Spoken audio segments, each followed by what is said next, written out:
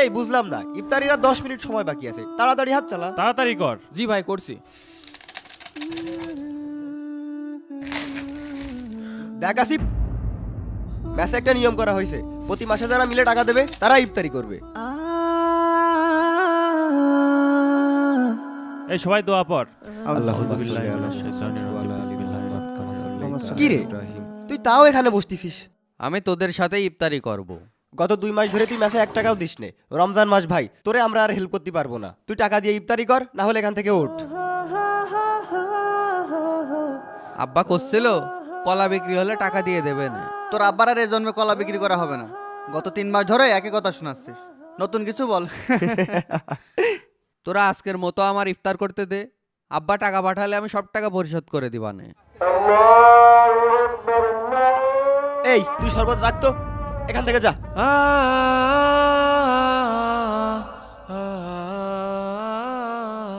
আরে সবাই ইফতারি কর। যাদের সাথে থাকি তারা ইফতারি করতে দিল না। পানি দিয়ে ইফতারি করি। বিসমিল্লাহ।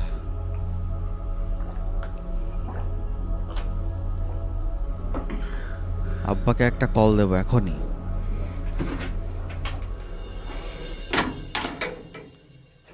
আব্বা। হ্যাঁ বাজান বল। তোমার আজকে টাকা পাঠানোর কথা ছিল না? সারাদিন অপেক্ষা করলাম, কই মোবাইলে তো টাকা আসলো না। টাকা তো দিতে চাইছিলাম বাপ, কিন্তু আজকে তো কলা বিক্রি করতে পারিনি। তুই একটু কষ্ট কর। তুমি আর কত মিথ্যা কথা বলবা? তুমি জানো আজকে আমার ম্যাচের রুমমেটরা টাকার জন্য আমাকে ইফতার করতে দেয়নি। আসিফের কণ্ঠ মনে হচ্ছে। কি করব বাজান, টাকা তো ম্যানেজ করতে পারিনি। আমি তোমাকে কতবার বললাম লেখাপড়া বাদ দিয়ে গ্রামে এসে চাষবাস করি। আমি আল্লাহর কাছে দোয়া করি তুই ভালো করে লেখাপড়া কর, দেখবি একদিন তুই বড় ডাক্তার হবি। ডাক্তারি পড়তে টাকা লাগে, আর টাকা ছাড়া কখনো ডাক্তার হওয়া যায় না। আসিফ বুঝে ওঠার আগে এখান থেকে চলে যাই। আজকের দিনটাই তোর সাথে আমার শেষ থাকা, এরপর থেকে আমি তোর সাথে আর থাকবো না।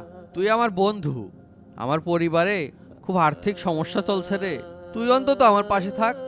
বন্ধু ঠিক আছে, কিন্তু তোর জন্য তো আমি রোজ রোজ কথা শুনতে পারবো না। আজ পর্যন্ত তোরে আমি 5,000 টাকা ধার দিয়েছি, তোর অভাবই কাটে না। দেখবি আমি একদিন তোদের সব টাকা পরিশোধ করে দেবো। থাক ভাই, দয়া করে আমাকে একটু মাফ করে দে।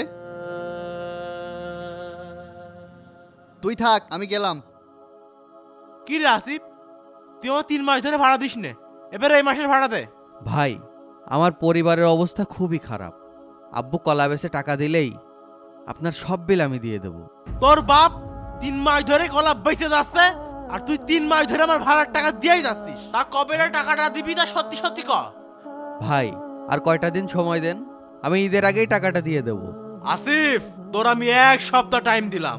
এই 1 সপ্তাহের মধ্যে যদি তুই টাকা পরিশোধ করতে পারিস তাহলে ম্যাচে থাকবি, আর না হলে ম্যাচ থেকে বের হয়ে যাবি। আল্লাহ, আমার বাপে কোন ছোট লোকের এই ম্যাচে উঠিয়েছে, কপাল। এই হৃদয়কে ছোলা আনতে পাঠাইছিস, ও কখন আসবে? ও আসবে, তুই এদিকে সবকিছু রেডি করতে থাক। এই বুঝলাম না, কালকে তোরে এত করে বললাম তারপরেও তো লজ্জা হয়নি, আজকে আবার ইফতারি করতে এসেছিস? আসিফ, তুই আমার চোখের সামনে থেকে যা তো এখন। আজকেও আসিফকে বকছে। মিজাজ খারাপ করাস না, যা। এখনো ধাতলার মতো বসে আছিস, যা।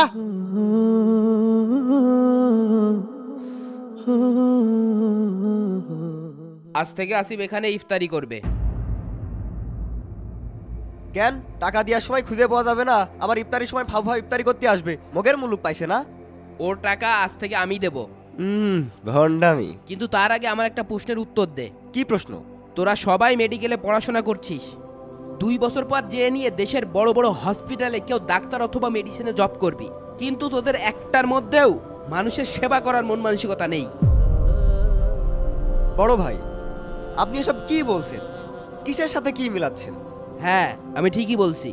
আসিফ তোদের বন্ধু, তোরা আসিফকে সামান্য ইফতারি করতে পারলি না?